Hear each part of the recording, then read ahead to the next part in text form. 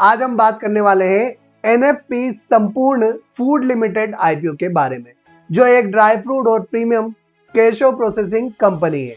एक कंपनी जो अफ्रीका से रॉ केशो इंपोर्ट करती है, premium quality dry fruit sell करती है और अमेजॉन, फ्लिपकार्ट जैसे प्लेटफॉर्म पर भी अवेलेबल है। नाम है एनएफपी संपूर्ण फूड लिमिटेड, लेकर आ रही है अपना आईपीओ एसएमई सेगमेंट में। लेकिन सवाल सिर्फ एक है, क्या ये आईपीओ इन्वेस्ट करने लायक है या नहीं। चलिए स्टेप बाय स्टेप समझते हैं। आईपीओ रिव्यू शुरू करें उससे पहले यदि अगर अभी तक आपने हमारा चैनल सब्सक्राइब नहीं किया है तो जल्दी से चैनल सब्सक्राइब करके बेल आइकॉन प्रेस कर दीजिए। तो चलिए शुरू करते हैं आज का आईपीओ रिव्यू। एनएफपी संपूर्ण फूड्स लिमिटेड, जिसकी शुरुआत 2019 में हुई थी, यानी company relatively new but focus business model का साथ ऑपरेट कर रही है। इस कंपनी के अगर कोर बिजनेस की बात करें तो dry fruit processing, distribution of premium quality cashew, nuts and other dry fruits. Company का मेजर फोकस है क्वालिटी और हाइजीन पर, जो फूड बिजनेस के लिए काफी क्रिटिकल होता है। कंपनी का एक इम्पोर्टेंट स्ट्रेंथ है इसका raw material sourcing. Raw cashew nuts mainly Africa से इंपोर्ट किए जाते हैं। अफ्रीका ग्लोबली केशो प्रोडक्शन का मेजर हब है। इससे कंपनी को बेटर क्वालिटी और कंसिस्टेंसी मिलती है। लेकिन यहाँ एक रिस्क भी है। इंपोर्ट डिपेंडेंसी की वजह से करेंसी फ्लक्चुएशंस और लॉजिस्टिक रिस्क हमेशा बना रहता है।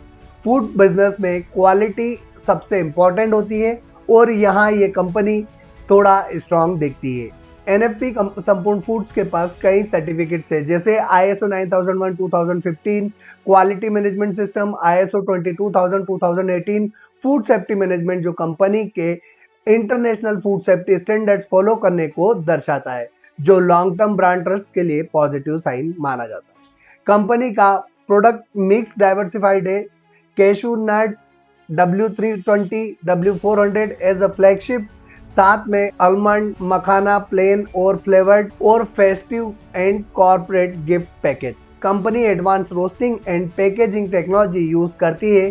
कंपनी का sales model offline and online दोनों है। ऑनलाइन प्लेटफॉर्म पर कंपनी के पास अमेजॉन, फ्लिपकार्ट और ऑफिशियल वेबसाइट है, जबकि ऑफलाइन प्लेटफॉर्म में company retail distributors, institutional and bulk buyer, omni channel presence के पॉजिटिव फैक्टर है, क्योंकि डिजिटल सेल्स फ्यूचर में और ग्रो हो सकती है। 30 नवंबर 2025 तक कंपनी के पास 140 एम्प्लॉयज की टीम है। Different department, processing, quality, logistics and sales में। बात करते हैं इस आईपीओ के साथ रिस्क की। हर आईपीओ के साथ कोई ना कोई रिस्क जरूर होती है।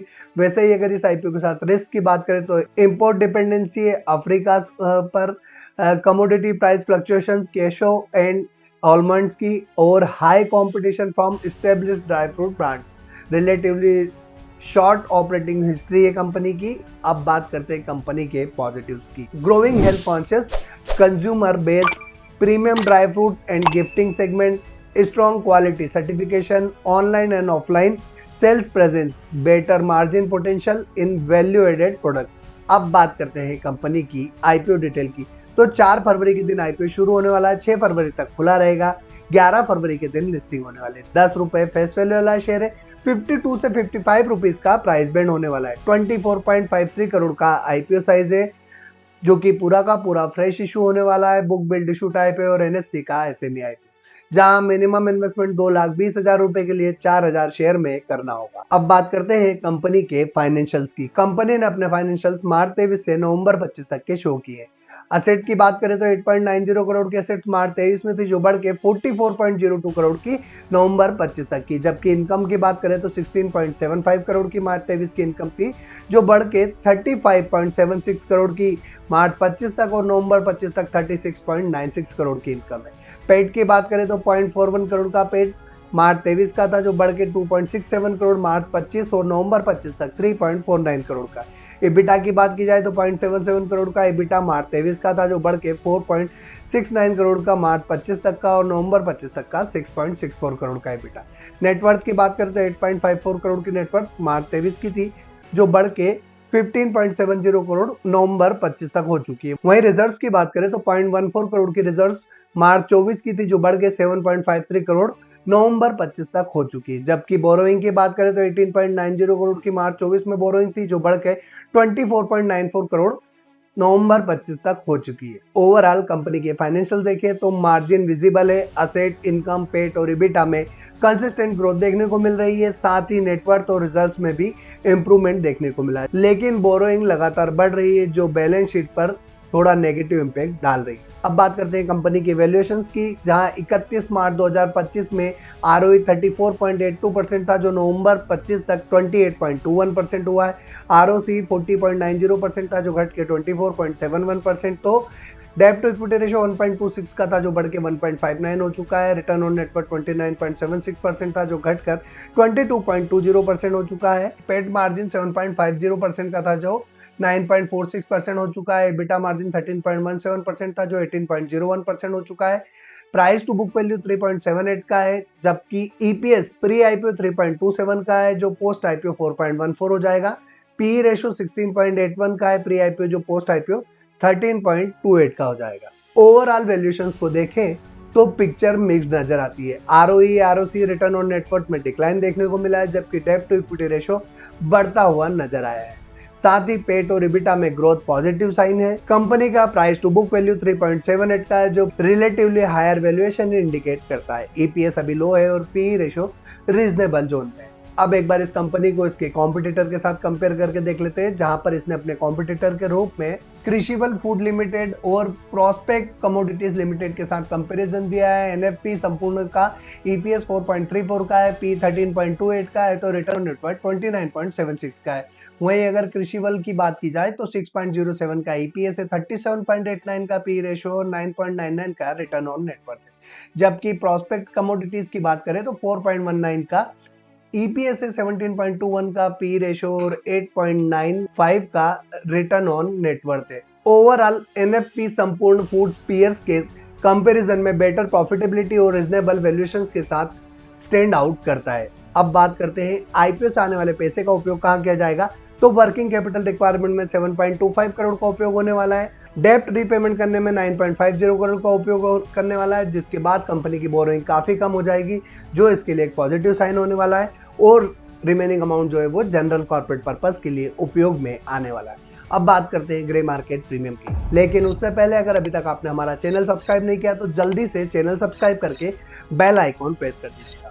और अगर अभी तक आप हमारे व्हाट्सएप चैनल से नहीं जुड़े तो जल्द से जल्द आप हमारे व्हाट्सएप चैनल से जुड़ जाइएगा, ताकि इस दिन भर के बिजी शेड्यूल में आपसे कोई भी हमारा वीडियो मिस ना हो और सारे वीडियो आपके पास व्हाट्सएप के माध्यम से पहुंच सके। ग्रे मार्केट में फिलहाल इस कंपनी की कोई भी डिमांड देखने को नहीं मिल रही है, लेकिन याद रखिएगा कि जीएमपी के आधार पर किसी भी आईपीओ में निवेश ना करें, क्योंकि जीएमपी कभी भी बढ़ या घट सकती है।